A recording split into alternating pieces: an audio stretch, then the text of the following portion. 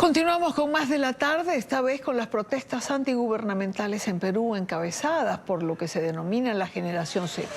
Una generación que ha crecido en la era digital y que sale a las calles organizados a través de las redes sociales. Al menos 19 personas resultaron heridas en la manifestación de anoche. Cientos de jóvenes se enfrentaron a la policía, son las imágenes que tienen en pantalla. Y esta respondió con gases lacrimógenos para dispersarlos. Es el segundo fin de semana consecutivo de protestas. Comenzaron el pasado 20 de septiembre tras la polémica reforma al sistema de pensiones. A las marchas también se han sumado colectivos de transporte, comerciantes que denuncian la creciente inseguridad en el país. Cansado de este gobierno, cansados de la corrupción, cansados de los robos. Hace poco me robaron a mano armada. Fui a poner una denuncia y no me ayudaron. Los policías simplemente no hicieron nada. Quieren meter terror, nos quieren amedrentar, pero todo lo contrario. Nosotros seguimos en pie de lucha. La jornada recién ha iniciado la semana pasada y vamos a continuar todas las semanas hasta que caiga este Congreso y el gobierno corrupto y usurpador. Quiero darle la bienvenida en Lima, en el Perú, a Víctor Andrés García Belaúnde. Fue congresista y es analista político. Señor García Belaúnde, bienvenido. Buena tarde. Buenas tardes, un placer saludarlos. Igualmente para nosotros tenerle en el programa. A ver, ¿por dónde comenzamos? ¿Las protestas son solo de la generación Z? ¿Por qué protestan exactamente? Porque es que hay un abanico de cosas sobre la mesa. Bueno, yo diría que más que generación Z, diría generación R, porque todo ha empezado con una R de un recibo de honorarios que fue impuesto por el Congreso y por el gobierno a pedido de los sistemas privados de pensiones, que querían obligar a los estudiantes, a los jóvenes de 18 años, a partir de los 18 años, a que paguen un 7% aproximadamente de los recibos que puedan girar cuando trabajan de manera independiente, en sus horas libres de estudiantes o ocasionalmente cuando tenían algún tipo de oportunidad. O sea, no eran formales, eran estudiantes sin empleo fijo, pero que a partir de ahora les iban a cobrar cualquier recibo que puedan emitir por cualquier trabajo pequeño o grande que puedan hacer. Y eso originó que los estudiantes salgan a protestar porque los iban a obligar a partir de los 18 años a descontarle de un recibo del servicio que puedan haber hecho para su jubilación cuando cumplan 65, 70 años. Y sin saber exactamente en cuánto iba a acabar ese dinero y sobre todo un dinero que se iba a acumular sin derecho a sucesión, o sea que se perdía con ellos cuando ellos desaparecían. Todo esto originado por la codicia del sistema privado de pensiones del Perú, que gana mucho dinero, que tiene unos márgenes tremendamente grandes de utilidades y de comisiones altísimas, que ya lo ha dicho el Banco Mundial que son exageradas. Esto lo ha originado ellos.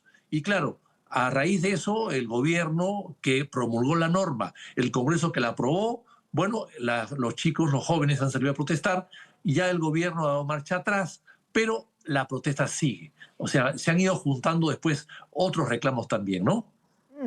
Claro, ahora estaba leyendo que se unieron los gremios del transporte, etcétera, y además escuchábamos, aparte o algunos de los manifestantes de ayer que hablaban de la corrupción, bueno, que ha sido, digamos, tema del gobierno de Boluarte.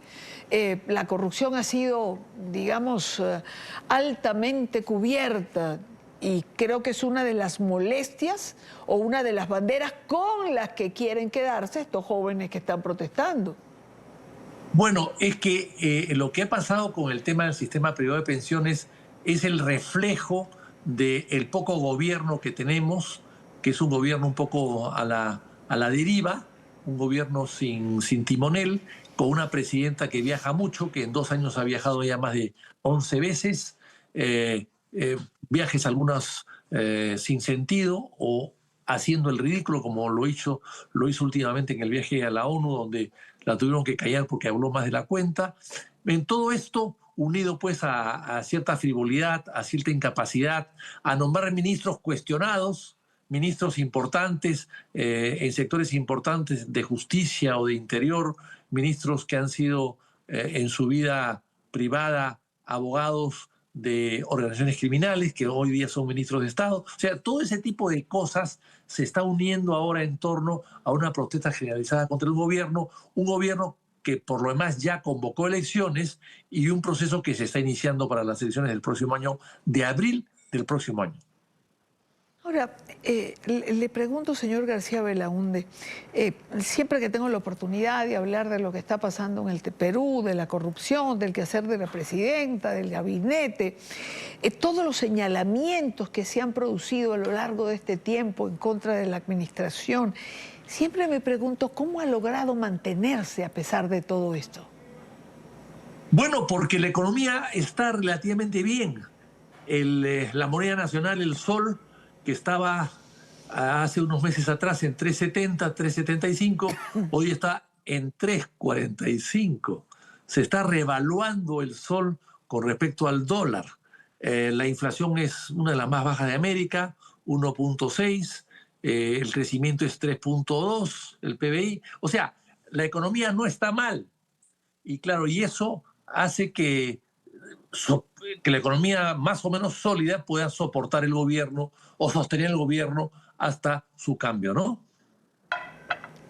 Y ya que hablamos de elecciones el próximo año, ¿qué se vislumbra en el horizonte? Porque el Perú siempre ha estado en este debate de estabilidad. La economía siempre ayuda.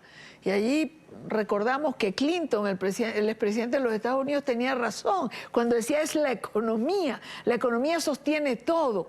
Pero ya vamos hacia un año electoral el próximo año. ¿Qué se vislumbra en el horizonte? Efectivamente, la economía ayuda a sostener a los gobiernos, ¿no? Y cuando la economía no anda bien, el gobierno empieza a decrecer. En este caso, en el Perú hemos descubierto últimamente que a pesar que el gobierno tiene muy poca aceptación, el Congreso tiene 98%, 97% de rechazo, el gobierno 95% de rechazo, pero la economía, como está relativamente sólida, pues permite que el gobierno tenga oxígeno todavía, ¿no? Pero claro, estamos entrando a una etapa electoral y es lógico también que este tipo de censuras o de quejas o de defectos del gobierno en solucionar los problemas de día a día puedan incrementarse en la campaña, porque todos los candidatos evidentemente van a atacar al gobierno para poder buscar votos, ¿no? Entonces yo creo que las protestas se van a aumentar conforme aumenta el proceso electoral. Pues habrá que ver los próximos días cómo van y cómo entra el 2026. Políticamente hablando y de cara a las elecciones, ¿hay alguna figura que destaque, que se vea, que aglutine? Bueno, de momento las encuestas hablan del alcalde de Lima, que tiene la primera votación en una encuesta, no es mucha, es 12%, pero que es la primera, podría significar, podría entenderse que ese va a ser el ganador. No lo creo que así sea por dos motivos. Primero, porque en el Perú los que empiezan ganando primero acaban derrotados, primero. Y segundo lugar, en el Perú no es como Colombia, donde los alcaldes de Bogotá o alguna ciudad importante pueden llegar a la presidencia. En Ecuador, los alcaldes de Guayaquil o de Quito siempre llegan a la presidencia. En el Perú no. En el Perú nunca un alcalde de Lima ha llegado a la presidencia.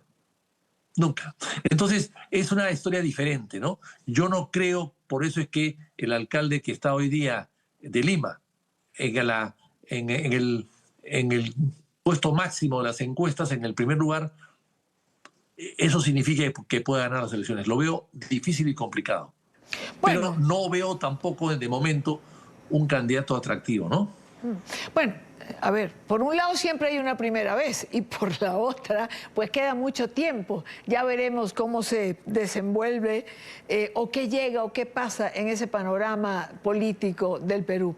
Señor García Belaúnde, gracias por acompañarnos unos minutos. Muchas gracias a ustedes. Buena tarde para usted.